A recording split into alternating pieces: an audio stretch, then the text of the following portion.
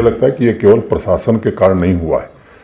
आप सबके सहयोग के कारण जो कुछ बदल हुई है उसमें आपका भी बड़ा योगदान है। कई मित्रों ने बताया ये ऐसे मौके मुझे लगता है कि जीवन में शायद एक बार आते हैं और वो डेस्टिनी देती है, और मैं मानता हूँ कि डेस्टिनी ही है जिसके कारण ये अवसर मिला है। उसमें माननीय प्रधानमंत्री जी के विशेष रूप से हम सब शुक्रगुजार हैं। एक तो प्रेसिडेंसी मिलना भारत को, ये एक बड़ी बात है। मैं उस विस्तार में नहीं जाना चाहता हूँ कि जीडीपी में कितना कंट्रीब्यूशन है, आप सब लोगों ने सुना है, उस दोहराना मैं नहीं चाहता। और ये सच है कि आज भारत की पहचान पूरी दुनिया में और भारतीयों की पहचान, आप में से अनेक लोग बाहर के देशों की यात्रा किए हैं, जो 5 साल 10 साल पहले गए हैं और जो आज जा रहे हैं साल 2 साल के अंदर, उस अंतर को उन्होंने महसूस किया होगा। तो ये स्थिति बदली है।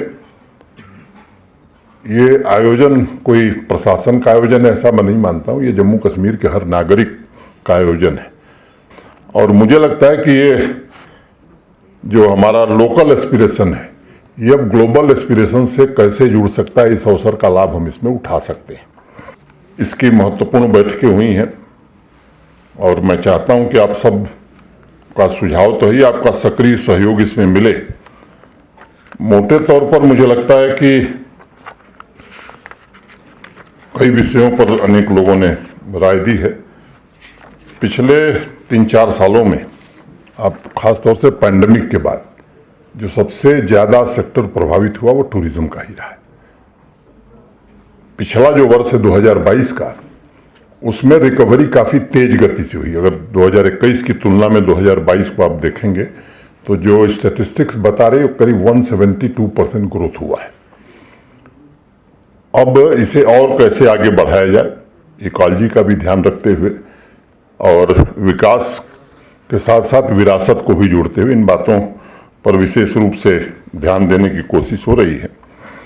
अब कोविड-19 का प्रभाव बहुत ज़बरदस्त रहा है, उससे अब बाहर निकल रहे हैं हम लोग।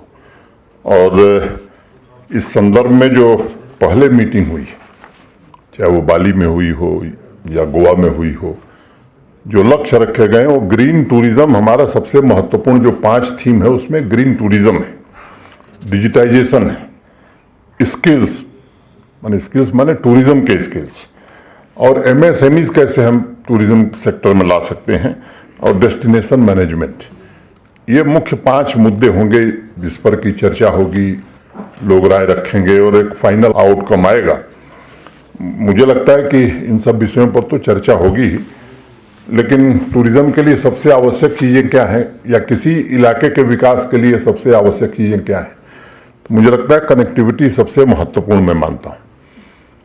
चाहे वो रोड कनेक्टिविटी हो, रेल कनेक्टिविटी हो या एयर कनेक्टिविटी हो। रोड की अगर मैं बात करूं तो 2020 और आज 2023 9.5 घंटा से ज़्यादा मुझे लगा था जब मैं पहली बार जम्मू से श्रीनगर आया था, 10 घंटा के करीब।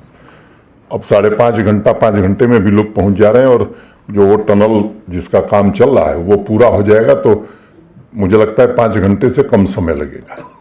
कटरा से नई दिल्ली ग्रीनफील्ड एक्सप्रेसवे जो बन रही है, तो कटरा से आप पहुंच जाएंगे सीधे 6 घंटे में दिल्ली। अब ये काम पूरा हो जाएगा तो श्रीनगर से 10 घंटे में हम दिल्ली पहुंच सकते हैं। ये सपना नहीं होगा, ये हकीकत होगी 2.5 साल 2 साल बाद।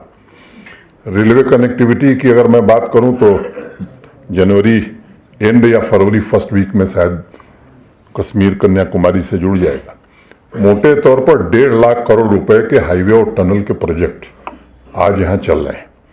कुदरती जड़ी बूटियों से बने अनमोल उपहार, आयुलाइन के उत्पादों को रखे हमेशा याद।